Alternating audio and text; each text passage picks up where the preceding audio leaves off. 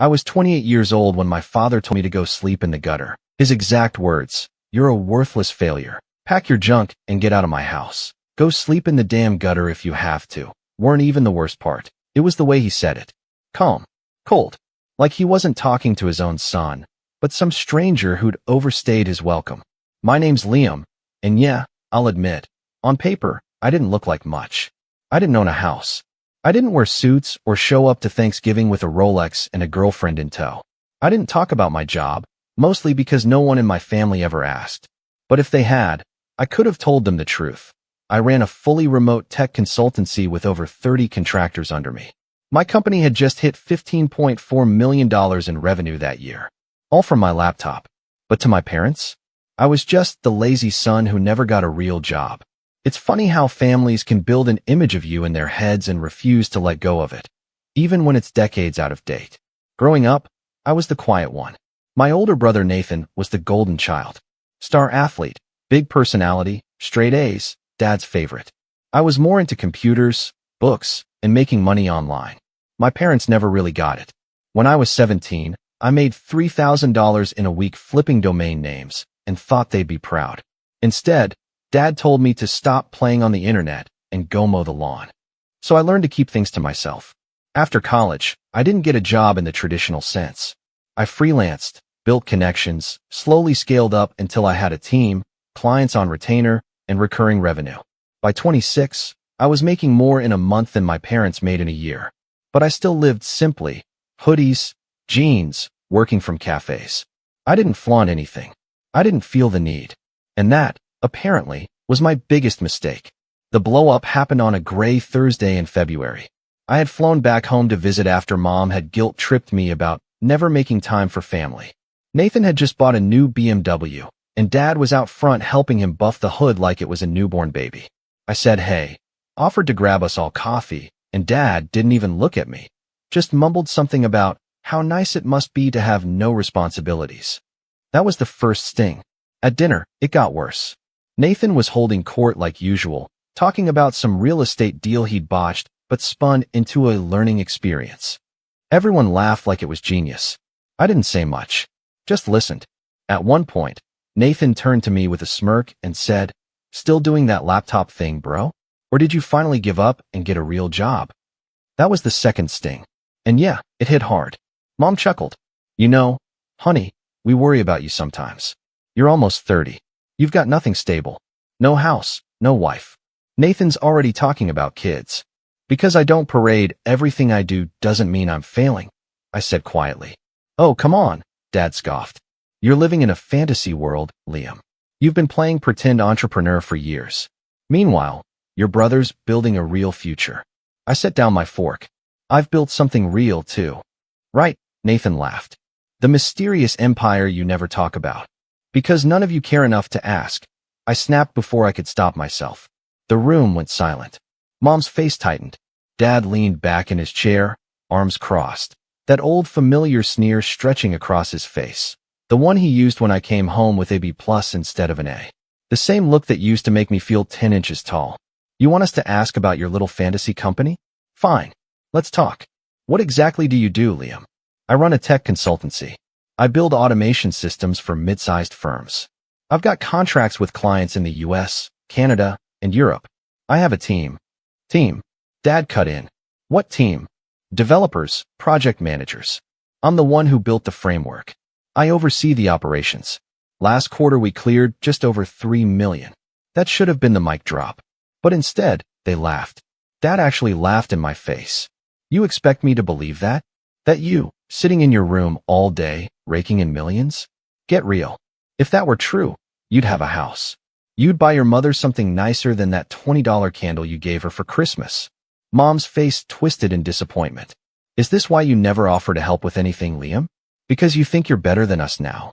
I blinked. "What? I see how you act," she said, folding her arms. "Always quiet, always judging.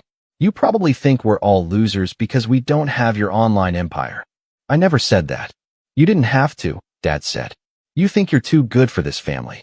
Maybe it's time you stop mooching and go be successful somewhere else." "I paid for your mortgage 3 months ago," I said slowly. That got real quiet. You're behind on payments.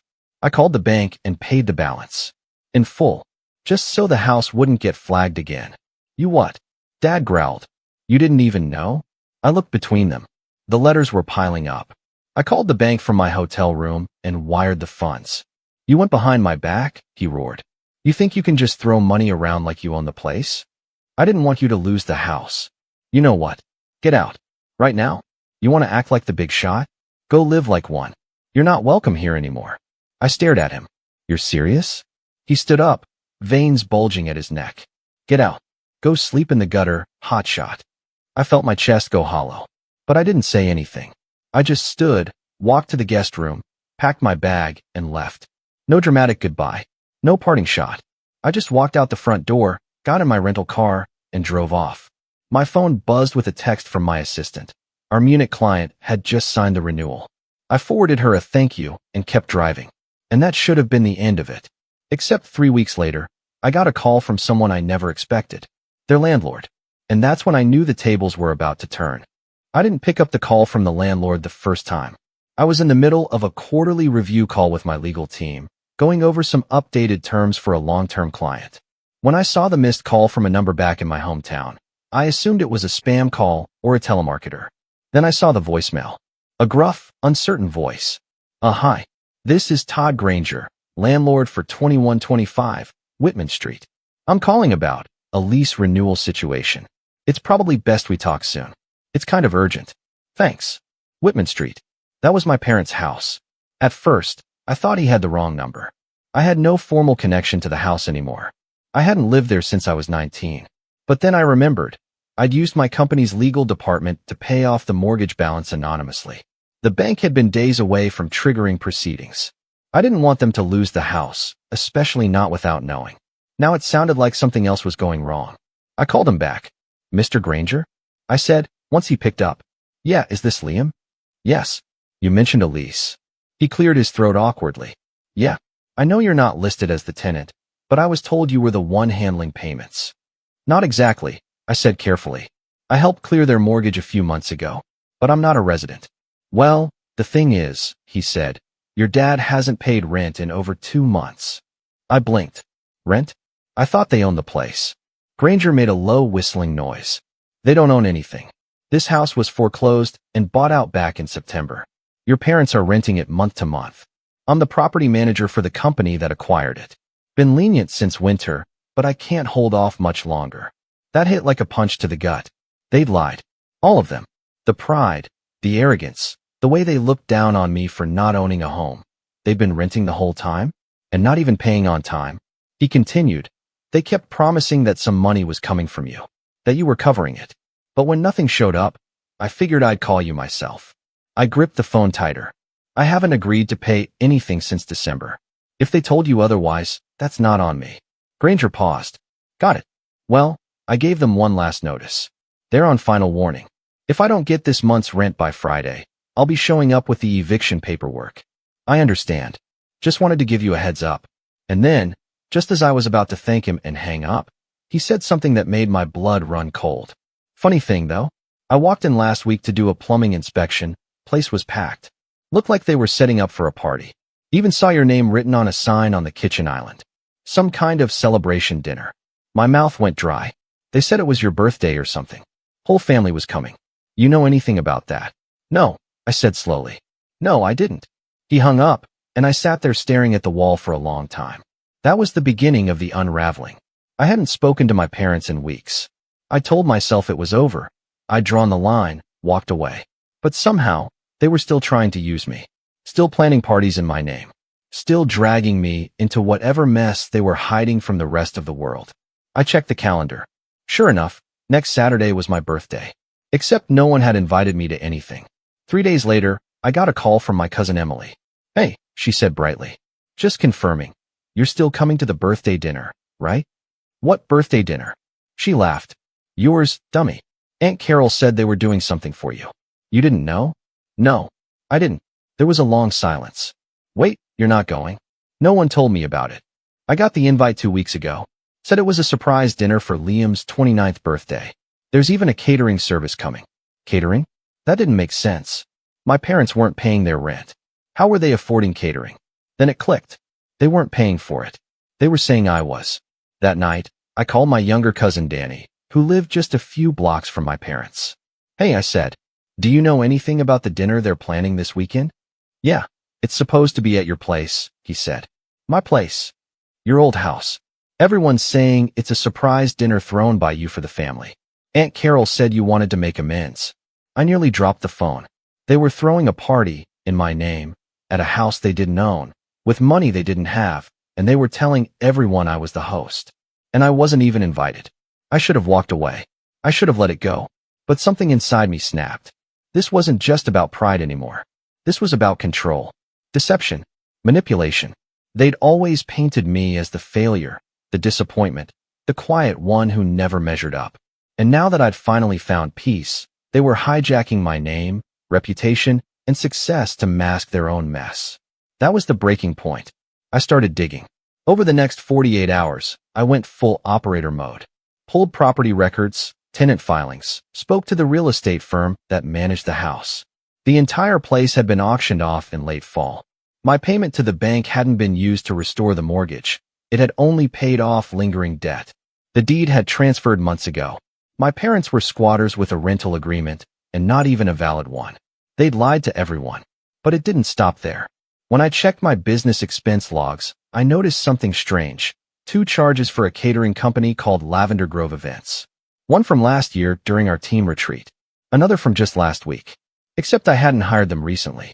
I called them up. Lavender Grove, this is Tanya. Hi Tanya, this is Liam Mercer. I think there's been a charge to my company's account that I didn't authorize. Let me check. Oh yes, we have a booking for a Saturday dinner. Whitman Street. You were listed as the payer. Same card on file.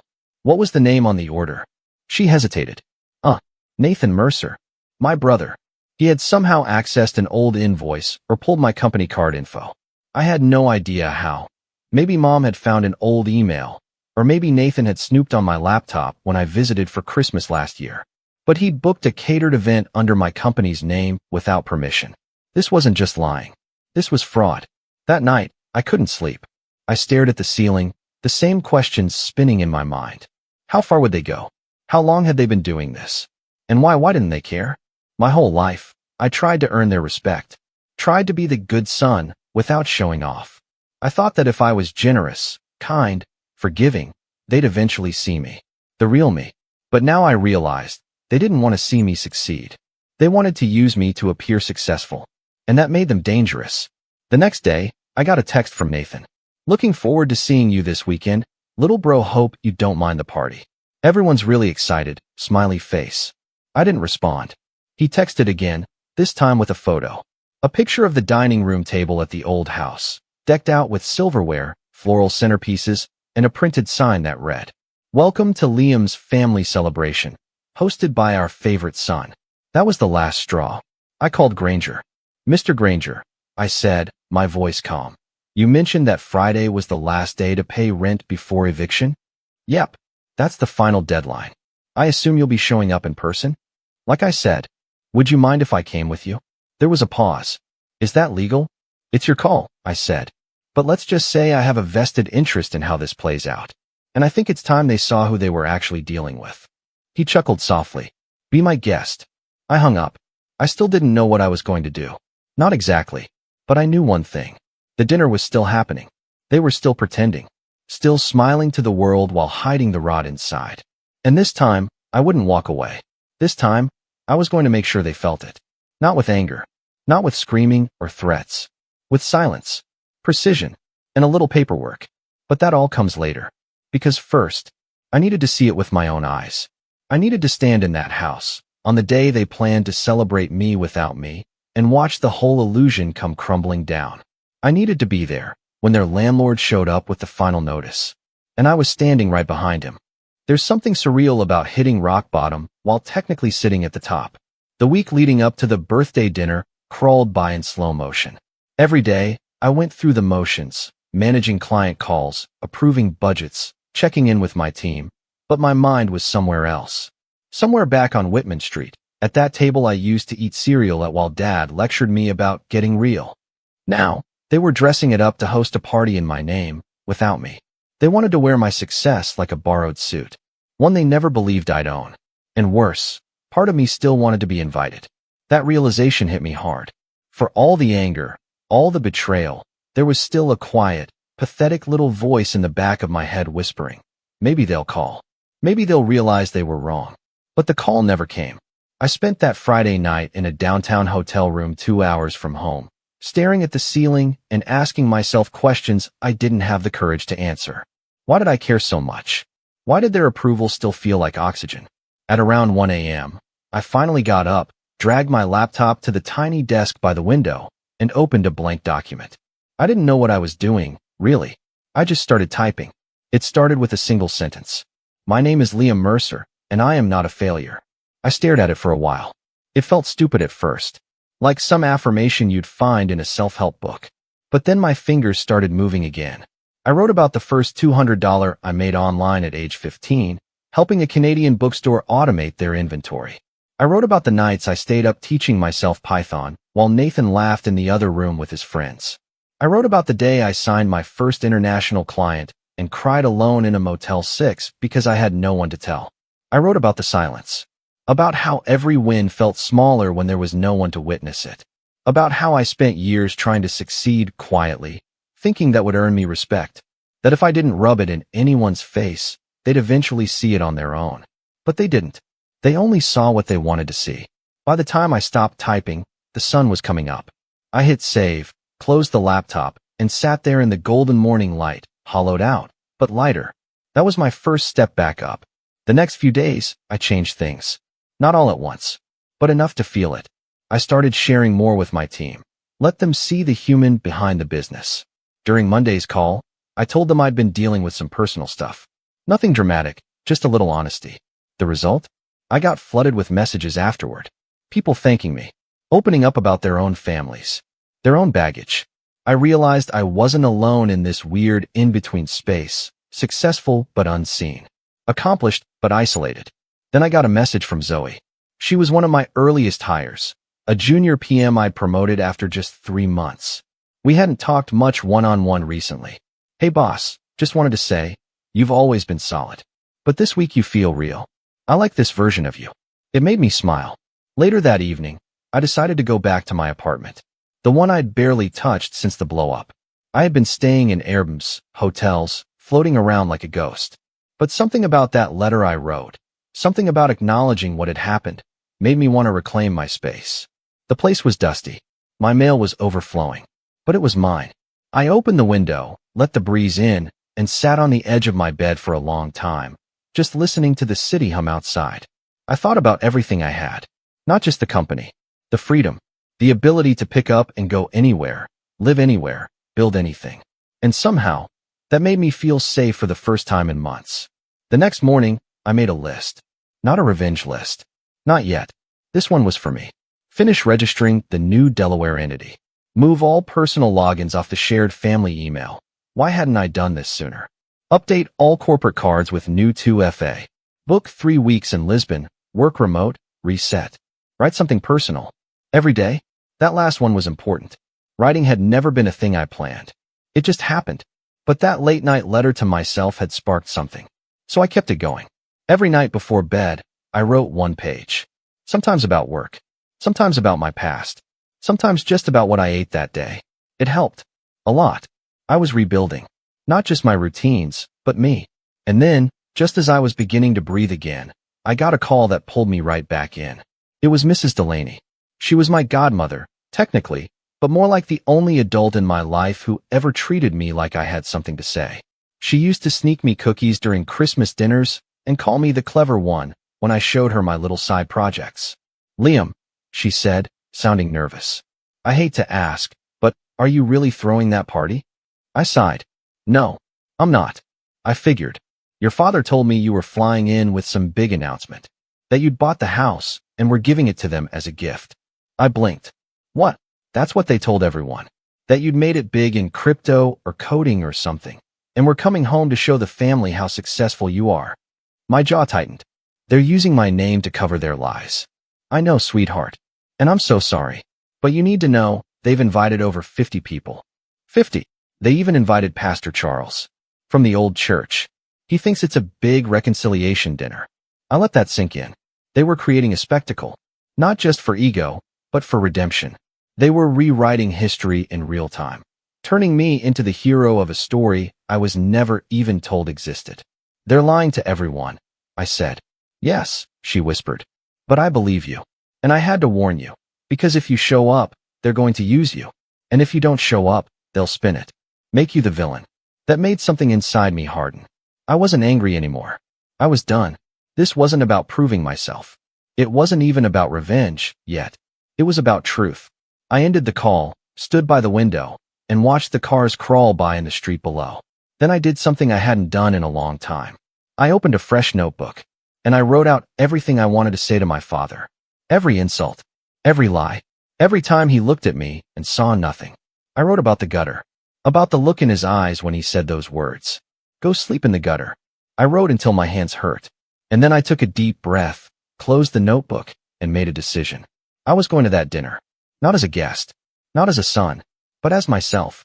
Not to yell, not to burn bridges, but to stand there, calm, undeniable, present, and let their illusions collapse under the weight of reality.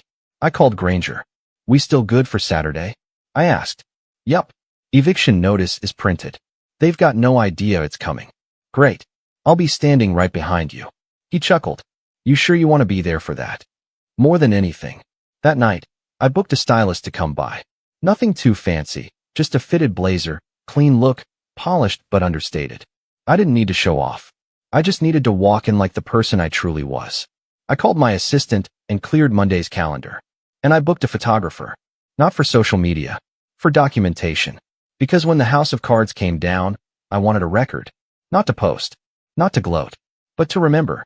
To remind myself that I wasn't crazy. That I had been used. That I had been betrayed.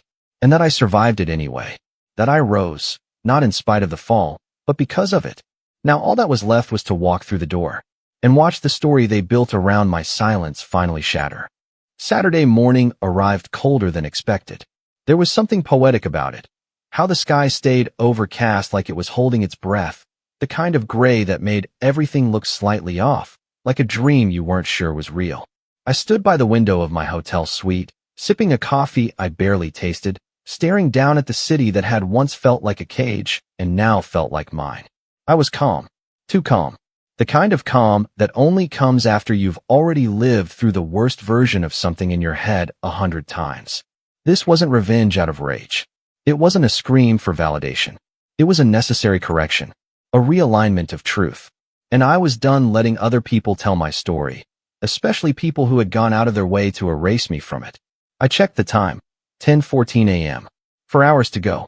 The surprise dinner wasn't until 3, but the real event would start earlier, when the landlord showed up with the eviction notice. According to Granger, he'd timed it to hit around 1:30 p.m., just as the guests would be arriving. His tone on the phone had been neutral, but I could hear the undercurrent of curiosity. I think part of him thought I was going to back out, that I'd get cold feet and disappear. But this time I was all in. The last few days had been a whirlwind of careful, surgical preparation. I'd had my legal team draft an affidavit detailing the unauthorized use of my business credit card for the catering expenses. I wasn't pressing charges, not yet, but I wanted the documentation ready in case Nathan tried to twist the narrative or push back. The last thing I needed was them crying defamation. I also sent a cease and desist template, and signed, to my own email from our legal inbox, just in case I needed to show it to anyone. It looked formal, intimidating, real, because it was. Next, I called Lavender Grove Events again. I asked to confirm the cancellation of the booking. Tanya, the manager, was surprised. Are you sure? Your brother said. I never authorized the booking in the first place, I said. She hesitated. Do you want to file a complaint? No, I replied. I just want you to know, if they try to pass this off as a last-minute no-show, that's on them. Not me. She got quiet for a moment. Honestly, she said, you sound like the only sane one in that family. I smiled. You have no idea. Then I did something I never thought I'd do. I called Emily, my cousin, the one who had texted me earlier about the dinner. She answered almost immediately. Liam, yeah, you free to talk. For you? Always. There was a short silence. Then she said, are you coming? Yes, but not for the party. I need a favor. Name it. And so I told her everything. The fake dinner. The eviction. The forged catering expense. The lies stacked so high they were practically casting a shadow over the whole neighborhood. By the time I finished, she was silent. Emily, they used you, she said, voice tight. I knew something felt wrong. But this is insane. Yeah. What do you want me to do? Nothing big, I said. Just observe. Be my eyes and ears once I'm inside. If people start asking questions, I want you to pay attention to how they spin the story. You want me to record? Only if it feels natural. I'm not trying to make a podcast. I just want witnesses. Someone besides me who sees the cracks. I'll be there, she said. And Liam? Yeah. They don't deserve you. I exhaled slowly. That's the point. By noon, I was dressed and ready. Tailored black slacks, crisp white button-up, dark gray blazer. Clean-shaven. Hair neat. Watch subtle but expensive, just enough to register if someone was paying attention. I didn't want to flex. I wanted to contrast.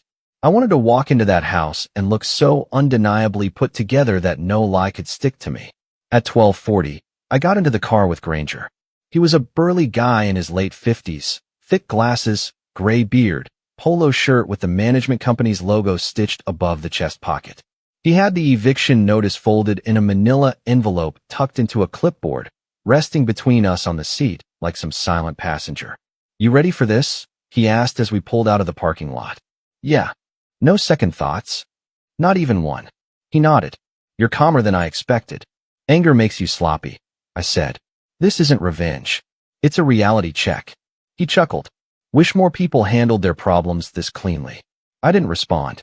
I was too busy watching the city melt away into suburbs.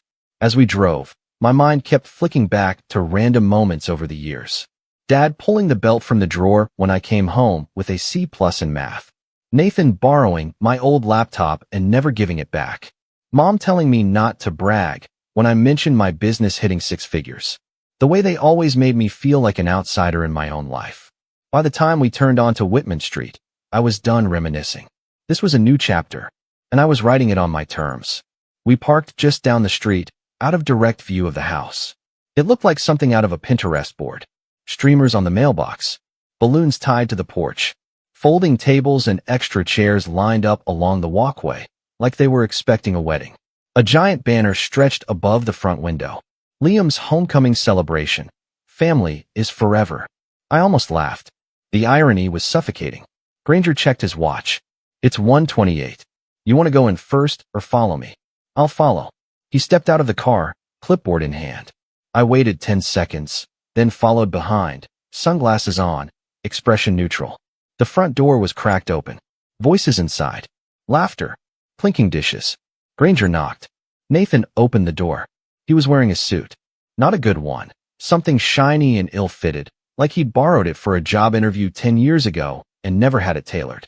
His fake smile flickered when he saw me. Oh, you came, he said. I didn't respond. Granger held out the clipboard. Mr. Mercer? Nathan frowned. Yeah. I'm here to serve you and Carol Mercer with a formal notice of eviction. Non-payment. You've exceeded your final grace period. The air shifted instantly. What? Nathan sputtered. You're 2 months behind. I have here a signed notice from the management company. You'll have 7 days to vacate. After that, enforcement begins. My father appeared behind Nathan, mouth already open to speak. Then he saw me and froze. Liam.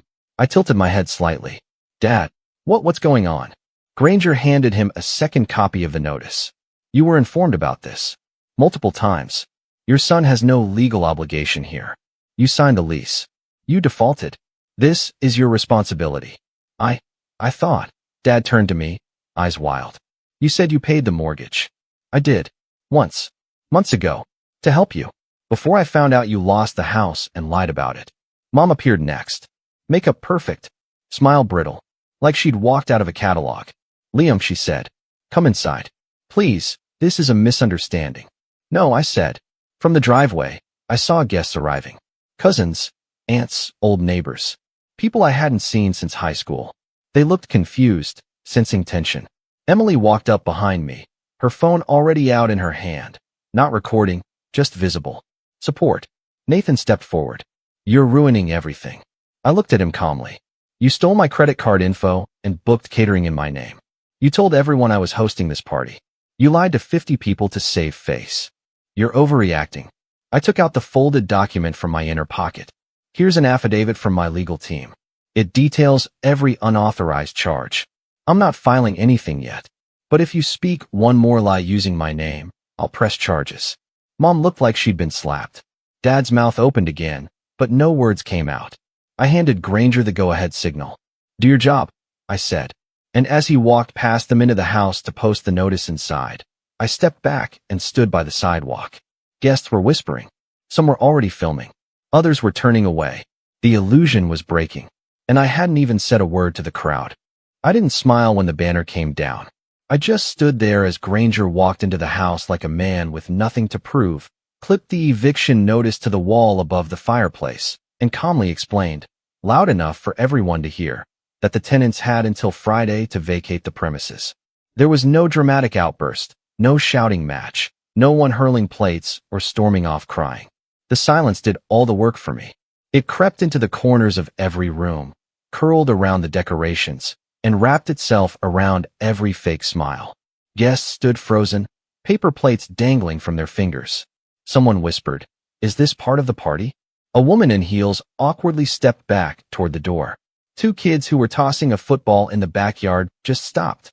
The illusion, so carefully crafted by my parents and my brother, had cracked, and everyone could see it now. Nathan recovered first. He turned to the crowd with that oily grin he'd used since high school. Okay, he said, clapping his hands. There's been a little misunderstanding. We were just having some fun. Liam's a bit dramatic sometimes, but hey, that's family, right? I stepped forward then. Calm, measured, no anger, no sarcasm. I didn't authorize this party, I said to the room. I didn't invite anyone. I didn't order catering. I haven't lived here in nearly a decade. Every head turned to me. They used my name, I continued, to make it look like everything was fine, that I'd forgiven everything, that I'd come back as some prodigal son to shower them with gifts and attention. But the truth is, this isn't my house. It hasn't been for a long time. They lost it months ago, and they've been pretending otherwise ever since. There were gasps. A few people awkwardly glanced at each other. Pastor Charles, white-haired, kind-faced, took a slow step forward. Son, he said gently, is that true? I didn't answer him.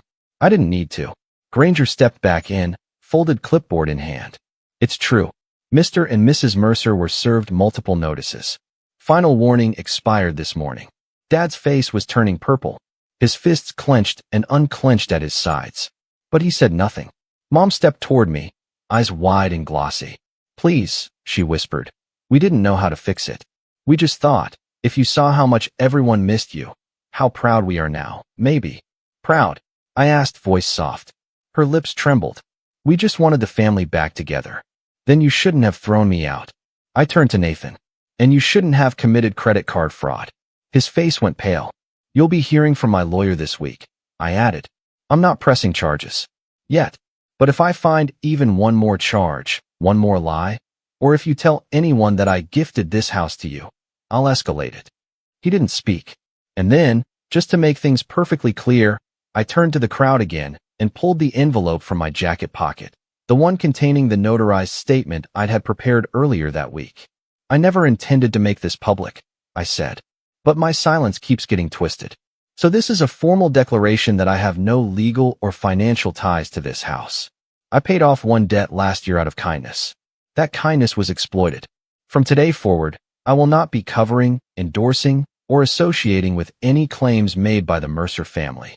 If you hear my name come up, know that it wasn't with my permission. The room was dead quiet. Emily stepped forward then, phone still in hand. You all heard it, she said. Let's stop pretending. Someone clapped. Just once. A sharp, uncomfortable sound. Then a few others joined, unsure but supportive. A few of the guests who hadn't already left slowly made their way out the door, murmuring apologies as they passed me. I didn't stop them. I didn't need their pity. I needed my freedom. Granger handed one last document to my father and turned to leave. You've got until Friday.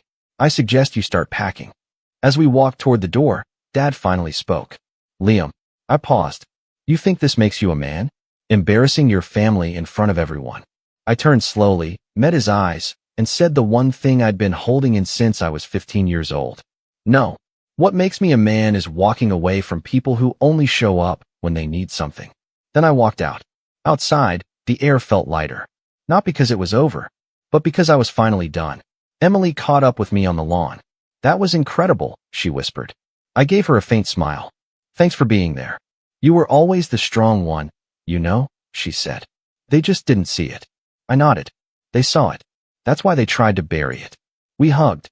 Then she left, and I stood alone on the edge of the sidewalk, watching the last balloon snap free of the mailbox and drift into the sky.